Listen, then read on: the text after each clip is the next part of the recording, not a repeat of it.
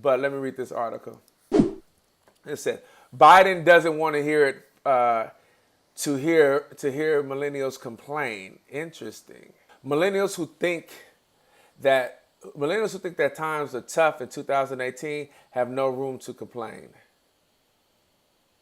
according to former Vice President Joe Biden, who said that he had no empathy for young people who compare today to the struggles of the 60s. Wow. Wow. See? Look at that. He has no time. Isn't that crazy? You have no time? Now, you have to understand one thing. When people, like earlier, this is why I was saying earlier that I don't want to sound dramatic and try to say that the kid from New Jersey, it felt like a lynching. But I just wanted to say it because what I was saying is that's the image that came to my head. And but you know, it's definitely not that. But what Biden doesn't understand is this. If all millennials feel that way, you better start listening. Whether you agree with it or not, you better start listening. Because if you don't have time for them, guess what? They won't have time for you. And if you don't invest in them, guess what? They won't invest in you. The majority of millennials, for their own fault for not doing the proper, being diligent enough to investigate, but also are educational systems that don't really teach what happened in the 60s, in the circumstances around in the climate of our country, that they can water down their experience to what happened in the 60s. But what you can recognize and what you should have recognized, instead of saying that you don't have time for millennials who thinks their struggle compares to the 60s, what's more empathetic and understanding is this. I can get what they're thinking, because every time they turn on the news, they see another black kid being shot and killed by the police, which also happened in the 60s. It also happened in the 70s, the 80s, and the 90s. And to them, it's still going on. And that part is still going on. There is still systematic racism that was happening in the 60s. Because there's ways we can go through a laundry list of ways you can mirror today to the 60s. The only thing you can probably kind of say is, oh, in some places it's not as overt as it was in the 60s. That's probably your only argument outside that we have moved forward. But moving forward doesn't mean we've moved past. So don't get it twisted, pimping. Like we're still not in a fucked up situation. Because you're not. How can you appeal to someone by slapping them? Tell me that. I'm going to slap you, but I want you to be open and listen to what I got to say.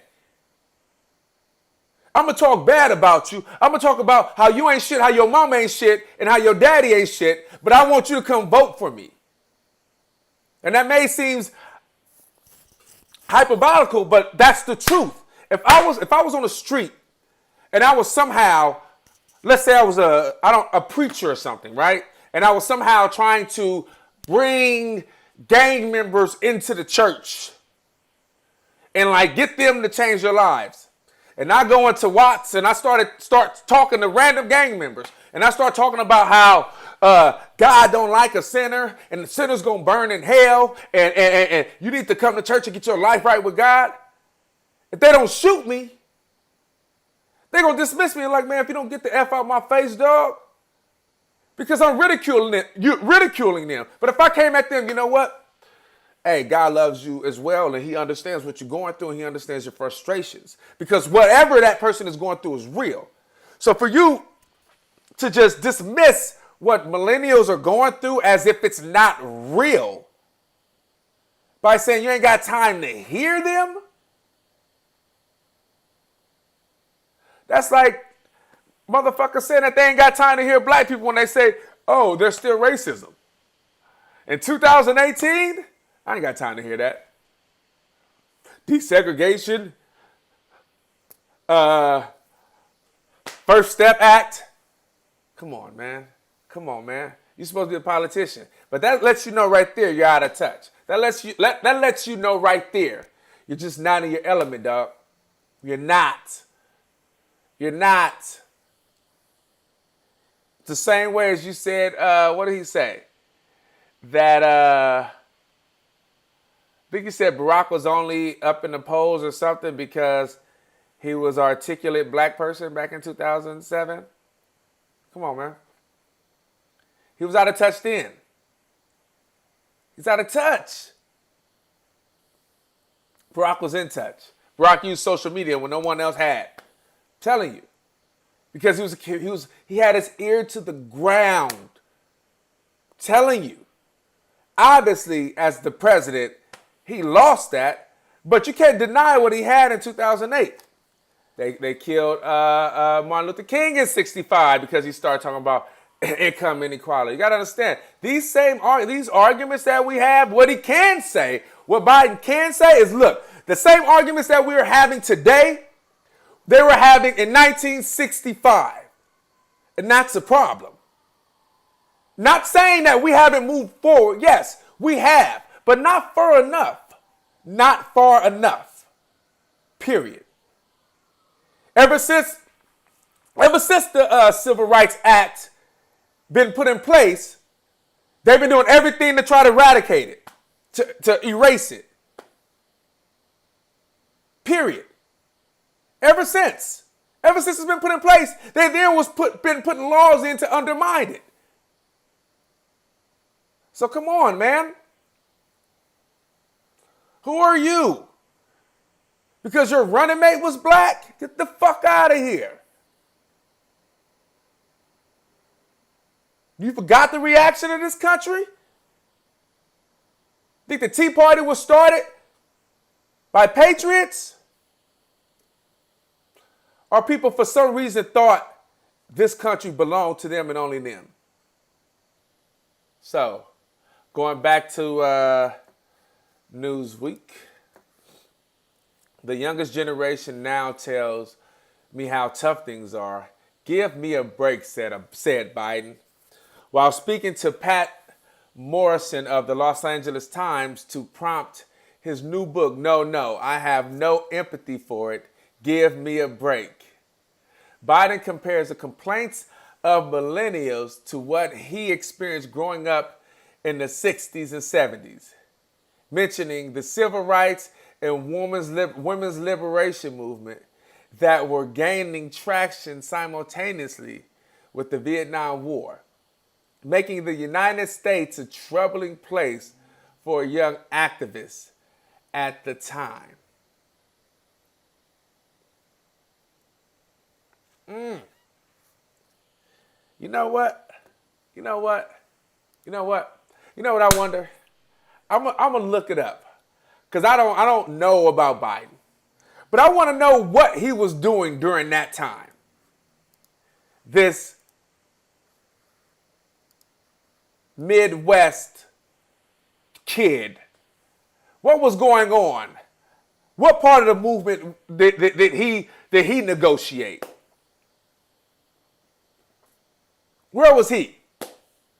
What part did he take in it? What was hard for him at the time? Was he on the bus with the students and SNCC? I would like to know, because it sounds like he riding a coattail. So I would like to know how hard it was for him. Because to keep it 100, the white people that were a part of civil rights movement are just black people having equal rights. Got it hard. They didn't get it hard as black people, but they got it real hard. So it took a lot of heart to back that up. You know what I'm saying? It took a lot of heart to be a part of that. Because it wasn't like, oh, well, they're white. You were almost sometimes hated more because you were a white person. You know what I'm saying? So it took a lot of heart to step in when you didn't have to step in. Think about that. Because as a black person, I can't hide being black. You know what I'm saying? I can't. I walk around. I can't go in a closet and be something else. Pretend, be something else to hide the ridicule. I have to face being black every day. You know what I'm saying? I have to. I don't have a choice. White people had a choice to just live good and be straight and say, you know what? Good. There were some courageous people out there that was like, I'm good, but they not. So if they not, I'm not. That takes a lot of heart. That's the measurements of a person. That's the idea. Those are the ideas of America. But it's always been, you know? And it's always been. It's never been government. I mean, that's all you got to, you understand our makeup. You know, as potent as slavery is to our makeup, the resistance of its people to do right, to make its government do right, it's also part of our makeup. You know what I'm saying? From the Revolutionary War to civil rights. Or I would say to Black Lives Matter. Has always been to push the country closer to its ideals. That's what it's always been. It's never been government. It's been the people that push the government forward. It's always been. That's a part of our makeup. And that is the one thing. Here's the deal, guys, continued Biden. We decided we were going to change the world, and we did, and we did. Oh,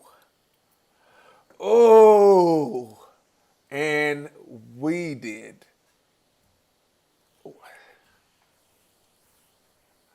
Interesting. Jesus. And we did. Interesting. Woo! Whether Biden agrees or not, there is evidence to support the idea that millennials, the generation born between the early 80s and the 90s, have inherited a slew of problems that have put them at an economic disadvantage compared to the previous generations. Millennials are most likely to have advanced college degrees, but earn 20% less than baby boomers. When they were in the same age, healthcare, housing, and education are more than 5 times more expensive than they were just a few decades ago. Writer Michael Hobbs tells NPR, student debt has skyrocketed, making home ownership unrealistic for many, reports Bloomberg. And the struggle to advocate for civil rights continues today, as recent movements like Me Too, Black Lives Matter, and hashtag Time's Up Now have demonstrated.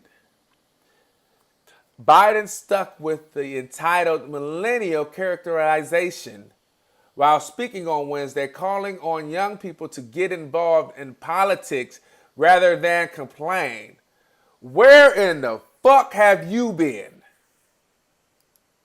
Where in the fuck have you been?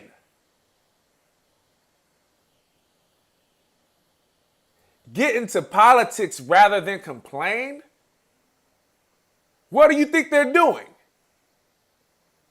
What do you think the incoming House is made up of? Complaining people that's in the politics. What are you talking about? That lets you know right there that you're absent. You're just stuck on however you feel about a certain type of person, and then you just spew dumb shit without recognizing what's actually going on. What you're saying is already happening. They are getting into politics. The reason why you know the world knows who Bernie Sanders is because the complaining millennials are into politics. You fool. You need to step back inside your own mind, boy. There's an old expression my philosophy professor would always use from Plato, said Biden. The penalty people face for not being involved in politics is being governed by people worse than themselves. It's wide open. Go out and change it. Hey, case and point. You spelled it out. Let me read that again. There is an old expression my philosophy professor would always use from Plato. The penalty people face for not being involved in politics is being governed by people worse than themselves. And that, my friend, is why you will not be president. If Bernie Sanders wasn't treated out the delegates, he would have been president. Remember, he did to Bernie what she did to Bernie what she tried to do to Barack in 2008. That's why she held off for so long before she gave up the nomination. If you can't see that, I don't even know why I'm having this conversation. Because if you can't see it, there's no really talking to you, really. There's no talking to you. Because if you don't see it, if that's your declaration, get involved. If you don't see that there's more millennials involved in politics than in any other time in the world, like even in 2008, I'm talking about midterms, boy. Then you ain't paying attention, player. You're not. Period. Period. Guess what? If it was up to liberals to vote in a transgender woman,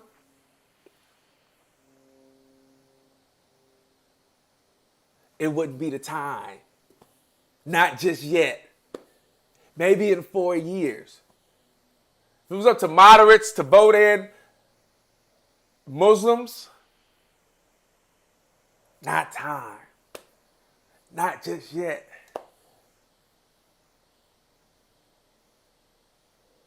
Were they sworn in on our Bible? Come on, man. Stop playing games. You think that happened because liberals did it? No, that was progressives. Period. Period.